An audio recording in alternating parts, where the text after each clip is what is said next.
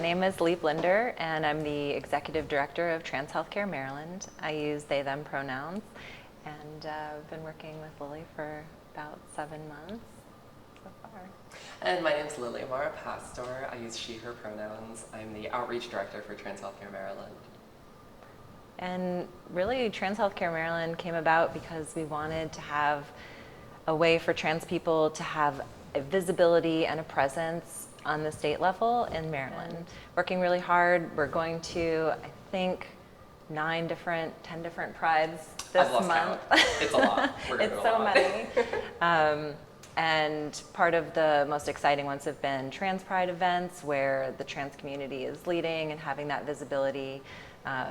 It's very exciting for us because we're also launching a trans conference, the Maryland Trans Resilience Conference, which will be this September on the 21st at the Lord Baltimore Hotel. It's been a wonderful experience for me. I spent the last 6 years owning a small business out in Western Maryland and closed the business in September, moved back to this area to do full-time advocacy work.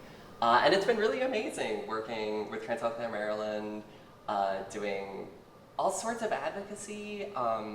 I really enjoyed, we were active in the 2019 legislative session here in Maryland. And Trans Healthcare Maryland led a coalition of organizations and individuals that helped pass SB 196, HB 421, which added a third gender marker to MVA issued IDs.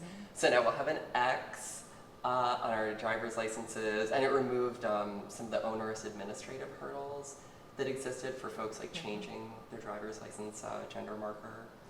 And that's been really amazing. And the other work with Trans Healthcare Maryland's been really wonderful. Going to all the prides, as Lee said, Trans Pride, the Baltimore Transgender Alliance organized Trans Pride in Baltimore. And that was, I don't know, that's my favorite pride so far. Really, it was wonderful to have just this collection of trans folks there. Really, it felt so affirming for all of us to be together, to like be in a space where, you know, there's like this very large number of people like wearing pronoun pins, you know, and it's sort of, it's very like normalizing and affirming. And feels good. yeah, and you know, especially for a lot of us haven't seen ourselves. You know, I grew up in this area, not too far from here. I went to Wooten High School. And I didn't see any out trans folks growing up. So it's been like a really powerful experience for me to be in these spaces like that just say like, yes, there's lots of trans folks. We have this whole range of identities, this whole range of backgrounds, and we can all celebrate each other together. What Lily was saying about Trans Pride, when trans people are involved in creating programs for our community, it makes all the difference in the world. For myself, I was able to use the bathroom and have a affirming space there. Gender inclusivity is part of now Baltimore's legal protections for the community, and Baltimore is really leading the way. The other difference is we have community members who are leading programs. So Jabari Lyles is the LGBTQ coordinator for the city, and that's a fully paid position, a full-time position. And when we have folks in our communities in those positions, we're able to get protections like the gender inclusive restroom policy for Baltimore City. And Montgomery County is a little behind, but we're hopeful that the county can catch up and implement these really important spaces and access for our community members. You know, when I go to Pride in Montgomery County, there's not an affirming restroom for me to go to.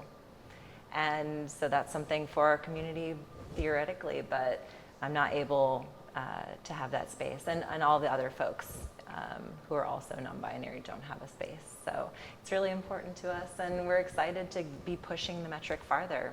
Exactly what Lily was talking about. I haven't had a legal identification that matches my identity here in Montgomery County and in the state. And so the XID marker is very important to me. I was often helping binary trans folks with their identifications, and that's still necessary on a national level, but for a statewide level, now we can finally have an identification that matches for me. It's so important. Yeah, yeah. we're building it, just like Lily said. Yeah. We're from here. I grew up in Montgomery County, and also had the same experience of not seeing people who were like me. Really, for me, my gender identity is part of it, but it's also sexual orientation. And so there were really no out people. And it wasn't a bad environment for me personally, but there was a lack of visibility. When you can't see yourself in adulthood, kind of creates this empty space of what does adulthood look like? And it's kind of destabilizing. So for us, a big part of what we do is to be very visible, both in our county and then in other places. We're able to sit in front of a trans flag in public. That's often what I say about really what we're doing when we go to these prides, is this visibility piece, and bringing that to folks and getting to see elders and little young small kids being able to see us. Trans Pride had that going on in Baltimore. One of the things that's been really exciting for me is seeing with Trans Healthcare Maryland, we're building the infrastructure for trans organizations and for trans organizing, for the community power building that I see when I go to Baltimore. So like seeing what the Baltimore Transgender Alliance is doing, seeing what, Jabari Lyles having this full-time paid position is able to accomplish. And they're not the only ones. I mean, there are a number of community advocates in Baltimore who are very active. Baltimore Safe Haven. Yeah, Baltimore Safe Haven. Yeah, I mean, doing like direct outreach services is amazing. Swap Baltimore, I mean, they are, really right there listening to the community needs, trying to figure out, what do we need to do from a harm reduction perspective right now? And so it's been really exciting being able to see that infrastructure coming into existence here in Montgomery County. There's still so much work to be done. And in particular for trans folks, there's so much that, even though in Maryland we have some of these legal protections. We have the 2014 Fairness for All Marylanders Act, which puts, the anti-discrimination protections based on sexual orientation and gender identity. So there is recourse that we have if we're fired from our jobs. But for example, in Montgomery County, there is no gender affirming care provider. There's no one to give us hormone replacement therapy at all, let alone informed consent hormone replacement therapy. The ability for us to just go to a medical provider and say, I want hormone replacement therapy, and just get it. We have nothing in Montgomery County. I go to Whitman Walker in DC for hormone replacement therapy. I go to Alternative Health Associates in Northern Virginia for laser hair removal. When I eventually work my way to surgeries, I'll be going to either Baltimore or DC or New York or maybe California, but certainly not Montgomery County. So, having pride, having the spaces available for us, that's what brings our community together. That's what creates the space for us to do the organizing that's necessary for us to address the needs that still exist. We went to Midshore Pride. It was Eastern Shore. Eastern Shore. It was amazing. It was their first Pride. And, we were a little like, I don't know what the turnout is going to be. But we went and, we're excited. And there was an amazing turnout. There were all of these young people who were there and so excited. And yeah, I mean, you're absolutely right. The accessibility, Exactly, to have it there. I mean, a lot of them were college students. And so to, feel that I'm living here for years, I'm actually, to feel like you're actually a part of that community and you're accepted and affirmed by that community, that's really powerful. Sure. Yeah, Pride is really important because of visibility, because of all of the importance of seeing ourselves and being in community together and building those spaces. For us, it's always a bit of a hard thing. Having one particular space for the community seems alluring, but we're really not at the place where we have everybody with full ability to be out in all areas of their life. Montgomery County, a lot of folks work for the federal government and so are worried and fearful. And those are folks with a lot of economic advantage, and economic stability, financial stability, access to education, access to power, but still are not out fully in their lives. We have a lot of youth with unsupportive families, and so when we think about these spaces, Baltimore has access. The Pride Center of Maryland is a 30-year-old organization, and we can see what access to physical in-person organizing looks like. People can share space, intergenerational conversations can happen, people can see someone that looks like them, people can experience all of the different segments of our community, all in a physical one-to-one space. I'm a Xennial, so I had an analog childhood and a digital adulthood. And so the internet has been really, really important for me, but I can see how limiting it can be when we don't have that in-person space to connect. It gets you so farther ahead. You're gonna have the possibility, if you have access to the internet, to have a chance to see yourself. But that one-on-one, like having a hug or sharing a space and trading clothes, things that trans folks need to do, those things are harder to do over the internet. They're much easier to do in person. And so having those spaces is key, having pride is key. We still don't have the full ability for all of our community members to live safely. We've had our Black trans community, specifically Black trans women, are experiencing a public health crisis of, facing murder, and that's happened here in Montgomery County. Kiona Blakely and Zella Ziona were both murdered in Montgomery County at the end of 2015 and beginning of 2016. And so bringing their stories and making sure that they're a part of Pride, and we're discussing those challenges to our community and safety for our most vulnerable community members. We've just had a few more deaths in Prince George's County. Ashanti and Zoe were both murdered very recently in the last month. And so when we're thinking about Pride and what it means and who's had access and who's able to live out and just able to go about their lives, we're not there for all of our community members. So Pride is both joy and bringing that. We can learn a lot from our ancestors and from our elders who've lived through the AIDS crisis, and the folks who didn't, make it through the AIDS crisis, and learn what it's like to survive that, to thrive through that, to try to find joy and pain through, that. And so Pride is complicated, it's joyful, it's painful, it's noting, where we're able to have folks live and where we still need to fight for folks. And some annual events, the Maryland Trans Resilience Conference, we're launching it this September. It's a soft launch. It'll be at the Lord Baltimore Hotel, September 21st, trans-led and trans-organized and generated. And then we're hoping to grow that event into a yearly event. And so what we need is for folks to join us, folks to reach out and connect. Having more people at the table is what will give this a fully well-rounded experience for everyone, and making sure that we have everyone from all of trans communities represented in Maryland there. Awesome. Yeah, we're working closely with the Baltimore Transgender Alliance on that, and in general with community leadership in Baltimore. As Lee said, it's really important to, if we want to create the space for all the trans folks in Maryland, it's important to have everyone at the table from the beginning,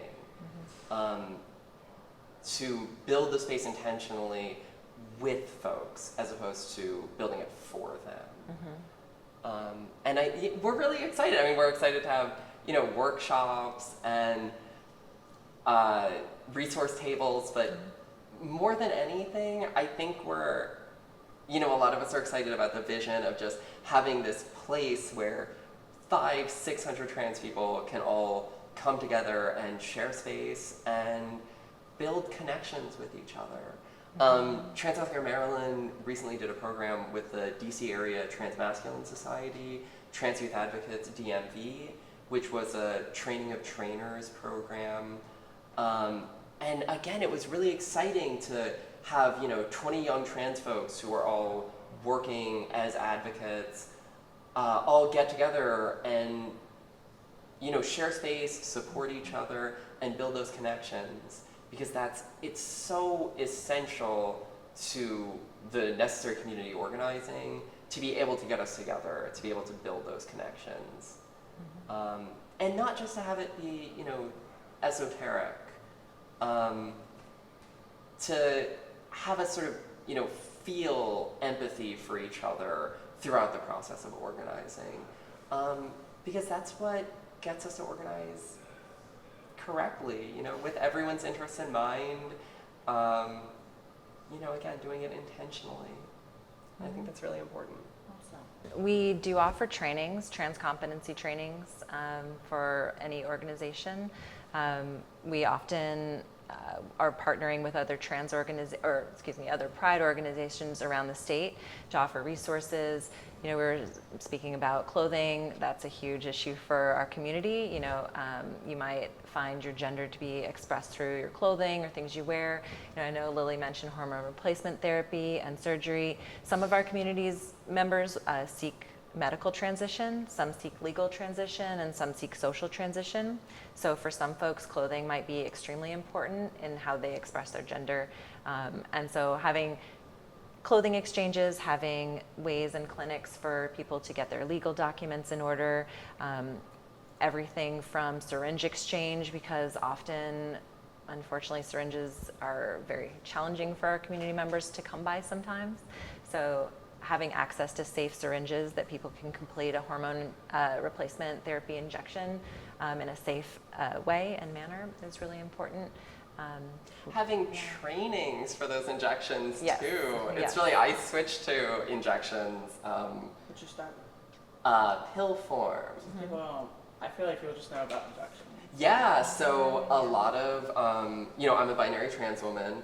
A lot of trans women start on pill form estradiol, and then will switch to injectable estradiol valerate.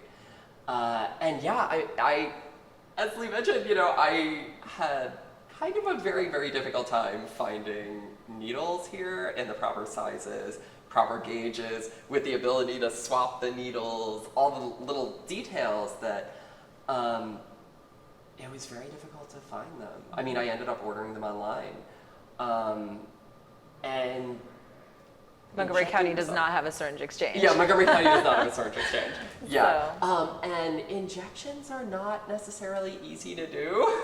So, it took me a lot of tries to get even halfway decent at it. So this is, another one of the programs that Trans Healthcare Maryland wants to roll out. As I said, we're working with pride centers around the state on these to, get these programs like binder exchanges, clothing exchanges, but also, the syringe services programs, syringe exchanges, and then the syringe training programs. I mean, part of it for us is in our collaboration with pride centers around the state to meet with the local trans community so we can build the programs that local community needs, or to support the existing programs. I mean, there are places, the University of Maryland, they have programs to some extent. They have support groups, clothing exchanges, stuff like that. And so we see our role as the state level organization as helping them to make those programs the best that they can be. And spreading. Exactly. Yeah, and not always reinventing the wheel. Right. We love to see, I have the advantage of growing up here in Montgomery County, but then I spent 5 years living in Baltimore City, 8 years living in New York City.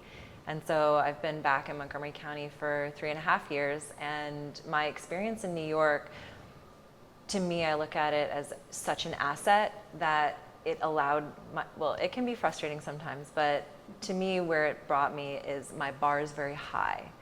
So trans adults lead all of the organizing in New York City, and that has brought our community a lot of access. People on New York State Medicaid can access laser hair removal. They can access facial affirming, gender affirming surgeries, and those are not available in Maryland. So I can see how when trans folks are leading, the bar can be high. We have gender inclusive restrooms has been in place in New York City as a requirement for many years now. And DC has it, now Baltimore has it. We'll be hoping to roll those things out. But how it plays out for our community members to have that leadership is really key. So for me, I look and I say, all right, here's where folks are doing it well. Let's just do what they're doing. How did you do that? What programs did you do? Whom did you talk to? How do we accomplish that goal? And that way we're not reinventing the wheel. I don't have to recreate a program and see, hey, this program works really well. Folks are passionate and interested. The community appreciates it. Let's do it here.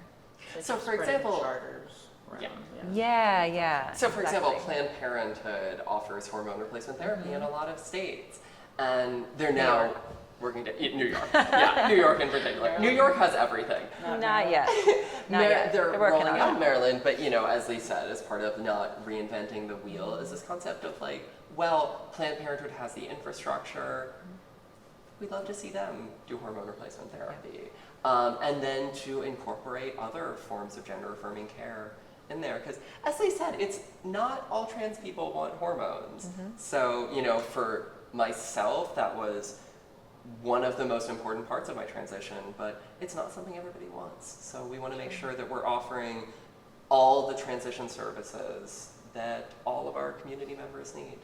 Yeah, all trans people have a body.